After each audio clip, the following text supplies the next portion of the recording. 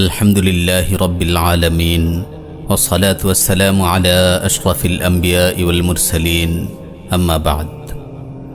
কত মানুষ আছে যারা নিয়মিত তাহাজ্জুদ পড়তেন, কিন্তু তার মাঝে উদাসীনতা আসলো। সে নিজেকে বলল, আজকে তাহাজ্জুদ পড়তে মন চাচ্ছে না, আজকে কিয়ামুল লাইল থাকুক। এরপর তার এভাবে নিয়মিত তাহাজ্জুদ বাদ যেতে লাগলো। একটা সময় অবস্থা এমন হলো, তাহাজ্জুদ আর পড়াই হচ্ছে না। এরপর সে নিজেকে এ বলে প্রবোধ দিল যে তাহাজ্জুদ না পড়া হোক, ফজরটা তো জামাতে পড়া হচ্ছে, সময় মতো ওঠা হচ্ছে। কয়দিন পর সেটাতেও সমস্যা দেখা দিল। তাহাজ্জুদ পড়া বাদ গেল, জামাতের সাথে ফজরটাও পড়া বাদ গেল। এখন সে নিজেকে প্রবোধ দিচ্ছে এই বলে যে সূর্য ওঠার আগে তো ওঠা হয়, বাসায় বসে হলেও ফজরের সালাদটা তো ওয়াক্তের মধ্যে আদায় করা হয়, যা হোক এতেই তো চলে। দেখা গেল কেউ নিয়মিত এক পারা করে কোরআন তেলাওয়াত করতেন, কিন্তু তা আধা পারা হয়ে গেল। এরপর সেটা থেকেও কমতে কমতে এখন আর কোরআন মাজিদ ধরাই হয় না। কেউ নফল সাওম আদায় করত নিয়মিত, কিন্তু দিনের উপর আমলের প্রতি তার উদাসীনতা এসে গেল, অলসতা এসে গেল, শিথিলতা বৃদ্ধি পেল। এখন আর সে নফল সাওম পালন করে না। দিনের আমলের প্রতি এমন উদাসীনতা আমাদের পতনের কারণ। নাউযুবিল্লাহি মিন যালিক। সুন্নাতে রাতে বা ঠিকমতো আদায় না করা, ফরজ পর্দার বিধান ঠিকমতো পালন না করা, এমন বহু ফরজ ও সুন্নত আমল, বহু নফল আমল আমরা অহরহ ছেড়ে দিচ্ছি। দিনের প্রতি এমন উদাসীনতা আসার কারণ কি? প্রিয় ভাই আমার, আমাদের এরকম উদাসীনতার পেছনে কারণ হচ্ছে নফসের ধোঁকা ও শয়তান। আল্লাহ তাআলা ইরশাদ করছেন, ইন্নামা ইউরিদুশ শাইতানু আন ইউকিআ বাইনাকুমুল আদাওয়াতা ওয়াল বাগযাআ ফিল খামরি ওয়াল মাইসির ওয়া ইয়াসুদ্দাকুম আন যিকরিল্লাহ ওয়া আনিস সালাহ। শয়তান তো চায় মদ জুয়ার মাধ্যমে তোমাদের পরস্পরের মাঝে শত্রুতা ও বিদ্বেষ সঞ্চারিত করে দিতে, আল্লাহর স্মরণ ও নামাজ থেকে তোমাদেরকে বিরত রাখতে। শয়তান চায় আদম সন্তানকে সকল ধরনের ইবাদত ও আনুগত্য থেকে ফিরিয়ে রাখতে, ঈমান জাগানিয়া কাজগুলো থেকে বিরত রাখতে সে প্রাণপণ চেষ্টা করে যায়। নফস আমাদের পেছনে সবসময় লেগেই আছে আমাদের মন্দ কাজে প্রবৃত্ত করার জন্য। যেমন ইউসুফ আলাইহিস সালাতু ওয়াস সালাম বলেছেন, রাব্বুল আলামিন সেই উক্তি তুলে ধরেছেন কোরআনে, ইন্নান নাফসা লাআম্মারাতুম বিসসু ইল্লা মা রাহিমা রাব্বি। নফস তো মন্দ কাজে প্ররোচিত করতেই থাকে, আমার প্রতিপালক যার প্রতি দয়া করেন সে ছাড়া। দিনের উপর আমল করার প্রতি উদাসীনতার আরেকটি কারণ হলো দিনে সাহচর্য থেকে দূরে থাকা। আবু সাঈদ খুদরি রাদিয়াল্লাহু তাআলা আনহু বর্ণনা করেন, রাসূল সাল্লাল্লাহু আলাইহি ওয়াসাল্লাম ইরশাদ করেন, লা তুসাহিব ইল্লা মুমিনা ওয়া লা ইয়াকুল তাআমাকা ইল্লা তাকিয়্যুন। মুমিন ব্যতীত কারোর সাথে মিশবে না, তোমার খাবার কেবল যেন একজন মুত্তাকী ভক্ষণ করে। তোমার বন্ধু বানাবে কেবল দিনের উপর অটল থাকা ব্যক্তিদের ও নেক ব্যক্তিদের। কাফিরদের সাথে ও মুনাফিকদের সাথে তো মিশবেই না, বরং বদকার মুসলিমদের সাথেও না, কারণ বদকাররা তোমাকে নাফরমানের দিকে ঠেলে দেবে, আর নেককার লোকেরা তোমাকে আল্লাহর দিকে আরও এগিয়ে দেবে, তোমাকে তোমার কাঙ্ক্ষিত গন্তব্যের দিকে আরও অগ্রসর করে দেবে। হাসান আল বসরি রাহিমাহুল্লাহ বলেন, আমার কাছে আমার দিনী ভাইয়েরা পরিবারের চেয়ে বেশি প্রিয়, কারণ পরিবার দুনিয়ার কথা স্মরণ করিয়ে দেয়, আর ভাইয়েরা আখিরাতের কথা স্মরণ করায়।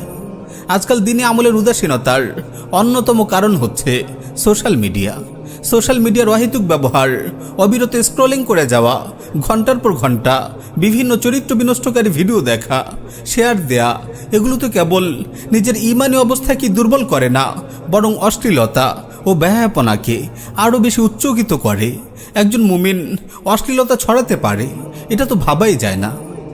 রাসূল সাল্লাল্লাহু আলাইহি ওয়াসাল্লাম ইরশাদ করেন, তাইসা আব্দুদ দিনার তাইসা আব্দুদ দিরহাম। ধ্বংস হোক দিনারের গোলাম, ধ্বংস হোক দিরহামের গোলাম। এমন ব্যক্তির চিন্তা জুড়ে থাকে সম্পদ উপার্জন করা, দুনিয়া উপার্জন করা, এটাই তার জন্য সর্বোচ্চ বিষয় হয়ে থাকে। তার প্রথম ও শেষ টার্গেট থাকে এটাই। এমন ব্যক্তির পরিণতি হবে ধ্বংস ও লাঞ্ছনা। যেমন রাসূল সাল্লাল্লাহু আলাইহি ওয়াসাল্লাম বদদুয়া করেছেন, তাইসা ওয়ান্তাকাসা। আর সৌভাগ্যবান হলো সেই ব্যক্তি যে দিনের উপর আমল করে। যেমন হাদিসে রাসূল সাল্লাল্লাহু আলাইহি ওয়াসাল্লাম বলেছেন, তুবা লিআবদিন আখিযিন বিইনানি ফারাসিহি ফি সাবিলিল্লাহ আশআসা রাসুহু মুগবাররাতিন কাদামা। ওই বান্দার জন্য সুসংবাদ যে আল্লাহর পথে নিজের ঘোড়ার লাগাম ধরে যুদ্ধরত, যার মাথার কেশ এলোমেলো, যার পদযুগল ধুলিমলিন। প্রিয় ভাই, মানুষের ধন সম্পদের লোভ মানুষকে আমল থেকে দূরে সরায়। যদি কেউ তার সম্পদ বাজেয়াপ্ত হওয়ার ভয় রাখে, সে আল্লাহর রাহে জিহাদ করতে পারে না। যদি তার সম্পদ উপার্জনের প্রবল লিপ্সা থাকে, সে আমলে সময় দিতে পারে না। সম্পদ উপার্জন করতে গিয়ে ন্যূনতম 5 ওয়াক্ত ফরজ সালাতও সে আদায় করতে পারে না। তার জীবনটাই সম্পদের পেছনে ব্যয় হয়ে যায়। প্রিয় ভাই আমার, আপনার বয়স এখন 20, 25 কিংবা 30, কিন্তু তবুও আপনি নিজেকে এখনও আমলে প্রস্তুত করছেন না। আপনার ধারণা এখনও সময় আছে।